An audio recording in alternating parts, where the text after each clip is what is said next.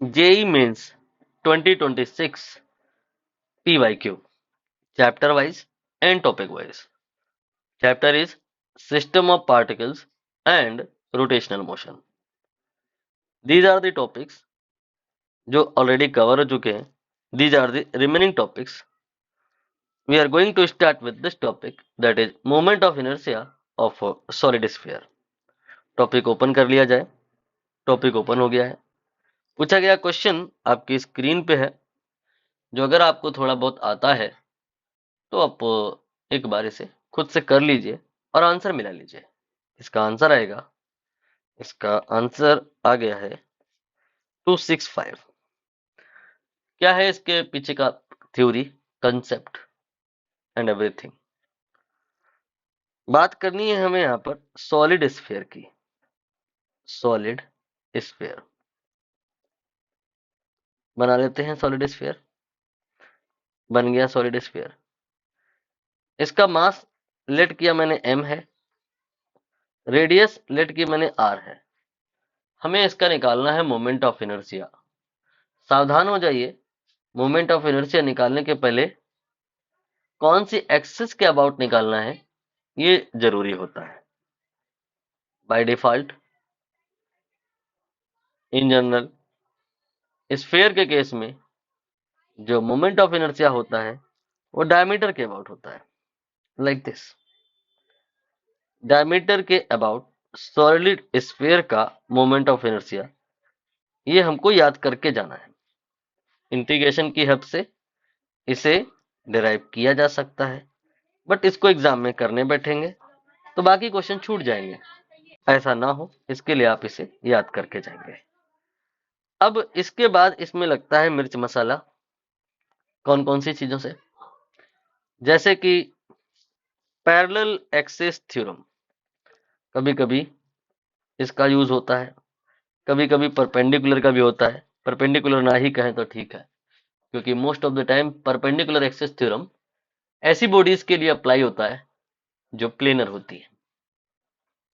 मैंने ऑलवेज नहीं कहा है, हालांकि इसको आप रूल समझ ही ले कि पैरेलल एक्सिस थ्योरम लगाया जा सकता है इसमें.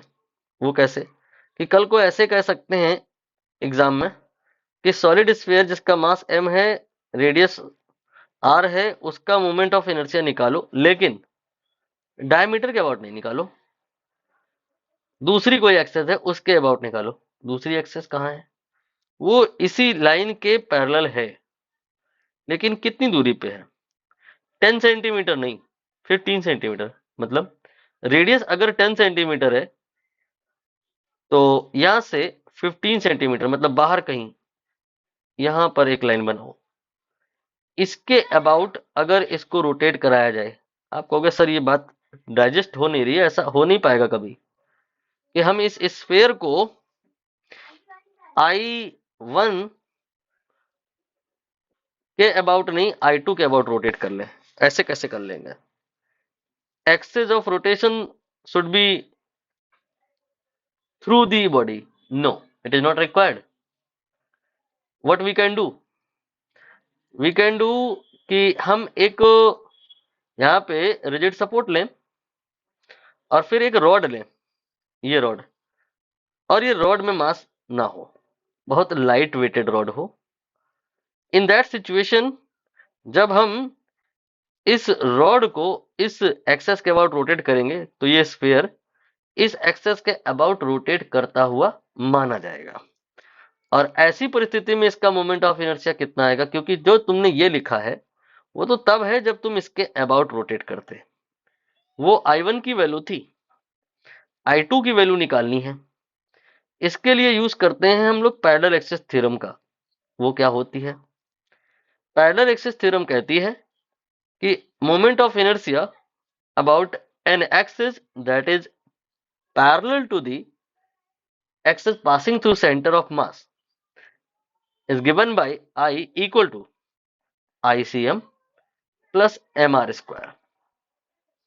ICM क्या है, इसी सेम बॉडी का MOI moment of inertia, but if axis passing through centre of mass, ये हो गया 2/5 mr square. एंड इसके बाद में ये जो आर है अलग है, एक काम करो कंफ्यूजन ना, इसलिए इसको आर मत डी लिख लो, एम डी स्क्वायर। यहाँ पर डी का मतलब क्या है, जो न्यू एक्सेस है आई टू के अबाउट निकालना है। तो जो सेंटर ऑफ मास वाली है से डिस्टेंस कितनी है, यहाँ पे जो रॉड तुमने इमेजिनरी रॉड एज्यूम करी है उसकी लेंथ कितनी है वो यहाँ लेनी है। क्लियर हो गया होगा। एक बात यहाँ पर पूछी नहीं गई है बट इंपॉर्टेंट है कि आई जो होगा ग्रेटर देन और इक्वल टू आईसीएम होगा। कारण कि आई निकालने के लिए तुम देखते क्या हो कि आईसीएम में कुछ जोड़ना पड़ रहा है और जो जोड़ रहे हो उसमें डी का स्क्वायर है, मतलब स्क्वायर वगैरह अगर दिख जाए तो एक फील आती है ना कि ये तो हमेशा पॉजिटिव होगा। इसीलिए आई आईसीएम में कुछ जोड़ करके आता है, इसका मतलब आई जो होगा आईसीएम से ज्यादा होगा, मतलब आई की जो मिनिमम वैल्यू होगी वो आईसीएम के बराबर होगी। कभी कभी एग्जामिनर ऐसे कह देता है कि calculate the moment of inertia of the system which is minimum, minimum moment of inertia निकालिए। मतलब आप अपनी एक्सेस को सेंटर ऑफ मास से पास करवाइए तो ही बॉडी में इनर्शिया मिनिमम आएगा। थोड़े से टॉर्क से बॉडी बहुत तेजी से घूम पड़ेगी। इफ यू वांट कि बहुत थोड़ा सा हम टॉर्क लगाएं और पंखा बहुत तेजी से घूमे, यानी कि टाउ कम हो अल्फा ज्यादा हो, मोमेंट ऑफ इनर्शिया मिनिमम हो लीस्ट हो, इट इज रिक्वायर्ड कि axes must pass through centre of mass. ये बात पूछी नहीं गई है इस क्वेश्चन में बट इंपॉर्टेंट है। अब हम यहां पर अपने क्वेश्चन की तरफ मूव करेंगे। कह रहे हैं सॉलिड स्फीयर जिसका रेडियस बताया इन्होंने, आर की वैल्यू बताई, which is at a distance 15, इसका मोमेंट ऑफ इनर्शिया निकालना है एक ऐसी एक्सिस के अबाउट जो 15 सेंटीमीटर है फ्रॉम द सेंटर। तो ये आ जाएगा अभी जो फॉर्मूला लिखा उसी से 2/5 mr square plus md square. लेकिन मोमेंट ऑफ इनर्शिया निकालना नहीं है यहाँ, तो फिर हम ये क्यों बता रहे थे, हमें निकालना है रेडियस ऑफ जायरेशन। हम इसलिए बता रहे थे ये सब कुछ क्योंकि रेडियस ऑफ जायरेशन निकालने के लिए, कभी भी निकालना हो रेडियस ऑफ जायरेशन, पहले निकालना पड़ता है मोमेंट ऑफ इनर्शिया, और जो भी आए उसको एम के स्क्वायर के बराबर करते हैं, फिर सॉल्व करते हैं तो के निकलता है, वही होता है रेडियस ऑफ जायरेशन। तो तुमने मोमेंट ऑफ इनर्शिया निकाला, रेडियस ऑफ जायरेशन निकालने के लिए इसको एम के स्क्वायर के बराबर करोगे, यहां से के निकालोगे, एम कैंसिल होगा, K square will be 2/5 R square plus D square.